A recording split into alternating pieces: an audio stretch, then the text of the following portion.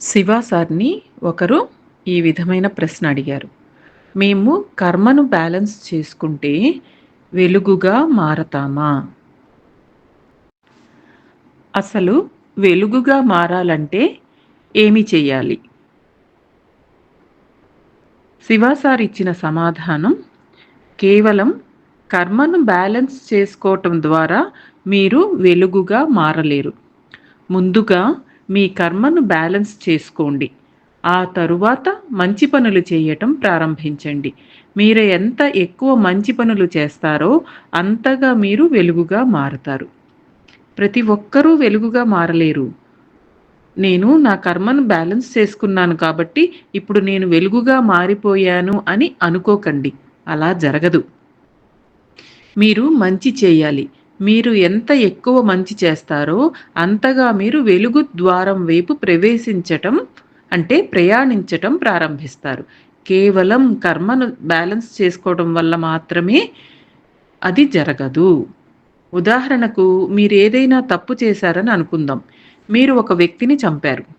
ఆ దేశ చట్టం ప్రకారం మీకు 20 సంవత్సరాల జైలు శిక్ష పడింది. 20 సంవత్సరాలు జైలులో ఉన్న తర్వాత మీరు బయటకు వచ్చారు. ఇప్పుడు నేను 20 సంవత్సరాల జైలు శిక్ష అనుభవించాను కాబట్టి నేను మంచి మనిషిని అని అనుకుంటారు. కానీ అలా కాదు. మీ తల్లి కూడా మిమ్మల్ని గౌరవించకపోవచ్చు. మీ సోదరుడు కూడా మిమ్మల్ని గౌరవించడు. బహుశా మీకు ఉండటానికి ఇల్లు కూడా ఉండకపోవచ్చు. మిమ్మల్ని తమ ఇంట్లో ఎవరూ ఉంచుకోవటానికి ఇష్టపడరు. ఇంకొక ఉదాహరణ తీసుకుందాం. మీరు ప్రభుత్వానికి చెందిన కోట్లాది రూపాయల డబ్బులను దొంగిలించారని అనుకుందాం. ఆ డబ్బులో కొంతమందికి వాటా కూడా ఇచ్చి ఉంటారు. కానీ మీకు 10 సంవత్సరాల జైలు శిక్ష పడింది. 10 సంవత్సరాల తర్వాత మీరు జైలు నుంచి బయటకు వచ్చారు. ఇప్పుడు మిమ్మల్ని ఎవరు గౌరవిస్తారు? మీరు చట్టపరంగా స్వేచ్ఛా వ్యక్తిగా వీధిలో నడవవచ్చు. కానీ ప్రజలు మీపై రాళ్ళు కూడా వేయవచ్చు. మిమ్మల్ని చెంపదెబ్బ కూడా కొట్టవచ్చు. అప్పుడు మీరు డబ్బు తీసుకుని ఇంకో దేశానికి పారిపోవచ్చు. ఉదాహరణకు ఇండియాకి కానీ, లేతే నార్త్ ఇండియాకి కానీ, భారతదేశంలో ఏదైనా ప్రాంతానికి వెళ్ళిపోవచ్చు. అక్కడ మీ గురించి ఎవరికీ తెలియదు. కానీ మీ గుర్తింపు కార్డు లేదా ఆధార్ కార్డు ద్వారా అరే! ఈ వ్యక్తి ఇతనే కదా అని మిమ్మల్ని గుర్తుపడవచ్చు. మీరు పారిపోయినా మీ గుర్తింపును దాచుకోవటం సాధ్యమేనా? ఆలోచించండి. అదే విధముగా కారణ శరీరం అంటే కౌశల్ బాడీ కూడా పనిచేస్తుంది. అందులో అన్ని వివరాలు నమోదై ఉంటాయి. భారతదేశంలో ఆధార్ కార్డు ఉన్నట్లే మలేషియాలో కూడా గుర్తింపు కార్డు ఉంటుంది. మీ దగ్గర ఉన్న ఆధార్ కార్డు చూపించండి ఎవరైనా. మీ కార్డులో క్యూఆర్ కోడ్ ఎందుకు ఉంటుంది? ఎందుకంటే అది ఒక సార్వత్రిక గుర్తింపు వ్యవస్థ. అంటే యూనివర్సల్ ఐడెంటిఫికేషన్. ఆ క్యూఆర్ కోడ్ ద్వారా మిమ్మల్ని ఎవరు అని గుర్తించగలరు. అన్ని వివరాలు నమోదు చేసిన అధికార వ్యవస్థ లేదా ప్రభుత్వం మిమ్మల్ని గుర్తించగలదు. అందులో మీ సమాచారం అంతా ఉంటుంది. కాబట్టి మీరు పారిపోయినా మీ గుర్తింపును కనుగొనవచ్చు. అదే విధంగా మన కారణ శరీరంలో కూడా అన్ని కర్మలు నమోదై ఉంటాయి. మన దగ్గర ఉన్న వ్యవస్థలాగే అందులో కూడా అన్నీ ఉంటాయి.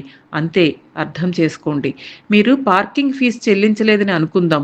మీ కార్ నెంబరు, వ్యక్తి పేరు రిజిస్టర్ అయి ఉంటుంది. నేను పార్కింగ్ ఫీజు చెల్లించకపోతే అధికారులు నా దగ్గరకు వచ్చి మీరు 2010లో పార్కింగ్ ఫీజు చెల్లించలేదు. ఇప్పుడు ఆ బకాయి చెల్లించండి అని అడగవచ్చు. అదే కారణ శరీరం యొక్క భావన. మీ జీవితంలో జరిగిన ప్రతిదీ అక్కడ నమోదు చేయబడి ఉంటుంది. ఒక చిప్‌లో సమాచారం నిల్వ ఉన్నట్లుగా. మీరు అమెరికాకు పారిపోయినా అక్కడ వారికి మీ గురించి తెలియకపోవచ్చు. కానీ అంతర్జాతీయ గుర్తింపు వ్యవస్థల ద్వారా మీ వివరాలు కనుగొనవచ్చు. అవసరమైతే ఇంటర్‌పోల్ వంటి అంతర్జాతీయ వ్యవస్థల ద్వారా కూడా మిమ్మల్ని గుర్తించవచ్చు. అలాగే మీరు చేసిన కర్మల సమాచారం కూడా మీ కారణ శరీరంలో నమోదు చేయబడి ఉంటుంది. అందుకే కర్మను బ్యాలెన్స్ చేసుకున్నంత మాత్రాన మనం వెలుగుగా మారము. కర్మను బ్యాలెన్స్ చేసుకుని ఆ తర్వాత నిరంతరం మంచి పనులు చేస్తూ ఉండాలి. మనం ఎంత ఎక్కువ మంచి చేస్తామో అంతగా వెలుగు వైపు ప్రయాణిస్తాము.